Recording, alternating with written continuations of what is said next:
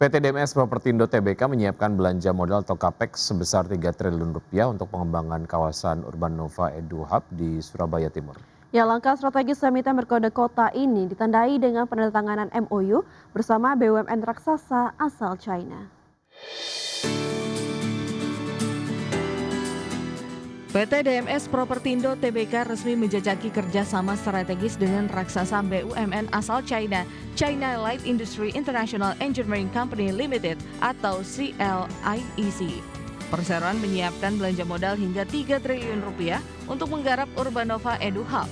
Proyek Edu Hub pertama di Indonesia ini akan dikembangkan dengan skema turnkey, mencakup perencanaan teknis, pengadaan, hingga pekerjaan konstruksi secara terpadu.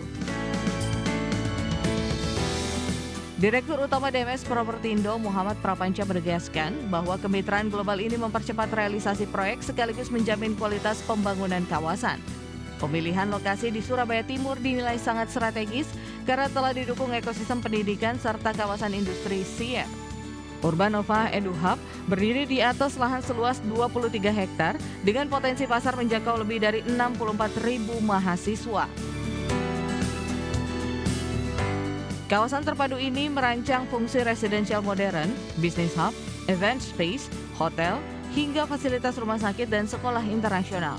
Dengan hadirnya dukungan CLIEC yang menggandeng Sinosure, perusahaan menargetkan peletakan batu pertama atau groundbreaking dilakukan pada akhir September 2026. Pembangunan tahap pertama dijadwalkan rampung pada kuartal 4 tahun 2028, sehingga Urbanova Edu Hub siap beroperasi penuh pada kuartal 1 tahun 2029.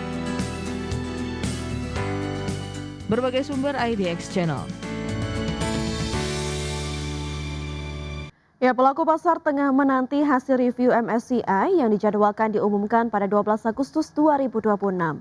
Perhatian pelaku pasar diperkirakan tidak hanya tertuju pada perubahan komposisi indeks, tetapi juga arah kebijakan MSCI terhadap aksesibilitas dan tingkat kelayakan investasi pasar saham Indonesia. Perhatian investor menjelang pengumuman hasil review MSCI pada 12 Agustus 2026 diperkirakan tidak hanya tertuju pada perubahan komposisi indeks, tetapi juga arah kebijakan MSCI terhadap aksesibilitas dan tingkat investability pasar saham Indonesia. Head of Research and Chief Economist PT Mirae Aset Sekuritas Indonesia Ruli Arya Wisnu Broto mengatakan, investor perlu mencermati kemungkinan MSCI memberikan sinyal pelonggaran terhadap perlakuan khusus atau pembekuan yang saat ini masih diterapkan pada saham Indonesia.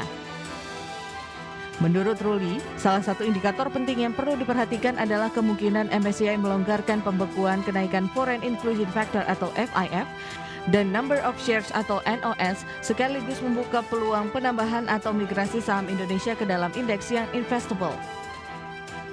Selain itu, investor perlu mencermati pandangan MSCI mengenai transparansi, free float, serta keterbukaan struktur kepemilikan saham.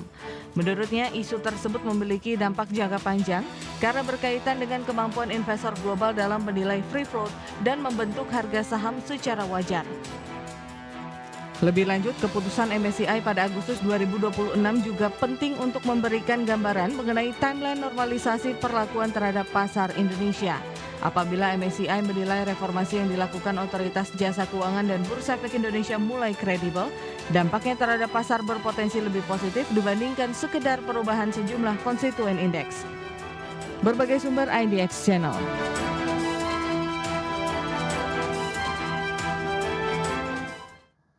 Pemirsa, harga minyak melesat ke level tertinggi dalam sepekan pada perdagangan Selasa setelah keraguan terhadap potensi kesepakatan damai antara Amerika Serikat dan Iran meningkatkan kekhawatiran bahwa gangguan pasokan energi dari Timur Tengah akan berlangsung lebih lama.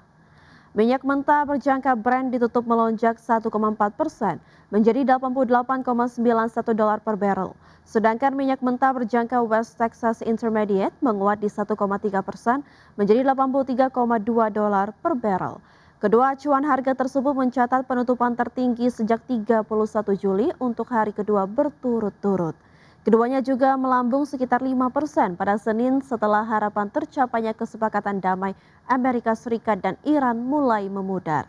Adapun Sekretaris Baru Dewan Keamanan Nasional tertinggi Iran mengatakan Selat Hormuz akan tetap ditutup selama Amerika Serikat tidak mengubah sikap dan menerima persyaratan Iran untuk mengakhiri perang. Pernyataan tersebut menjadi indikasi terkuat sejauh ini bahwa kesepakatan dalam pembicaraan dengan Oman terkait Selat Hormuz belum tentu langsung membuka kembali jalur pelayaran apabila Amerika Serikat tidak memenuhi komitmennya dalam nota kesepahaman untuk mengakhiri konflik yang dicapai Washington dan Teheran pada Juni.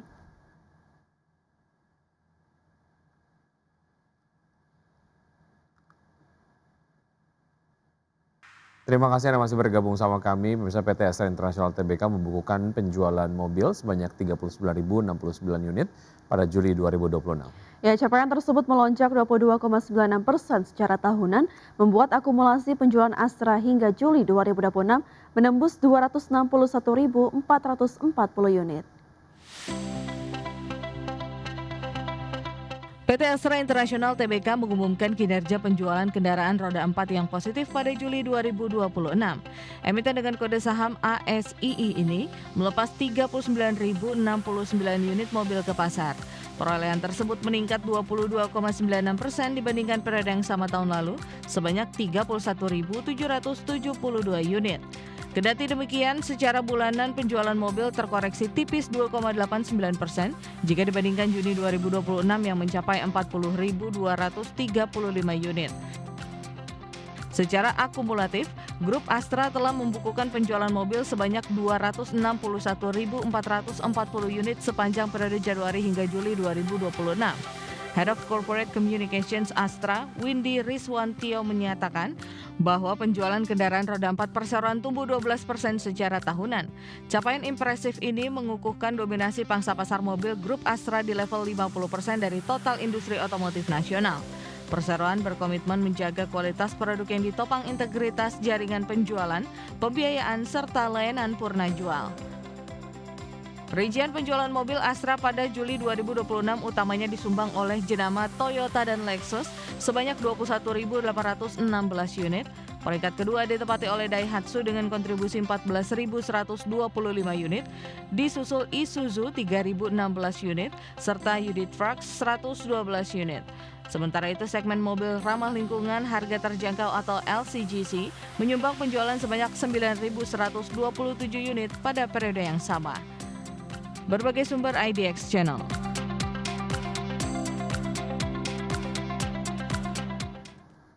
Ya, Bursa Efek Indonesia merilis pengumuman saham dengan konsentrasi kepemilikan tinggi atas PT Sarana Sentral Bajatama Tbk. Ya, penetapan ini membuat emiten berkode saham Baja resmi menjadi emiten ke-52 yang masuk dalam daftar High Shareholding Concentration.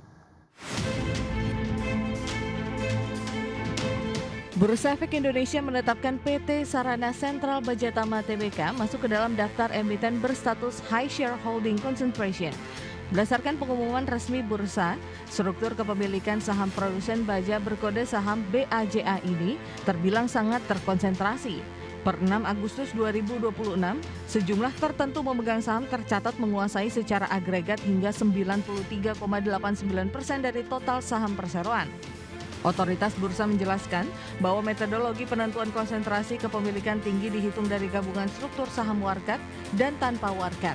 Melalui penetapan terbaru ini, perseroan resmi menjadi emiten ke-52 yang berada dalam radar pengawasan khusus kategori konsentrasi kepemilikan. Sebelumnya, Bursa Efek Indonesia telah menambahkan 37 emiten baru, sehingga total saham HSI sempat menggemuk menjadi 51 perusahaan. Kendati mengumumkan status tersebut ke publik, otoritas bursa memberikan penegasan terkait independensi regulasi di pasar modal. Pengumuman ini tidak serta-merta menunjukkan adanya pelanggaran terhadap peraturan perundang-undangan yang berlaku. Langkah keterbukaan informasi ini murni bertujuan untuk meningkatkan transparansi profil risiko kepemilikan saham bagi para investor bursa. Berbagai sumber IDX Channel.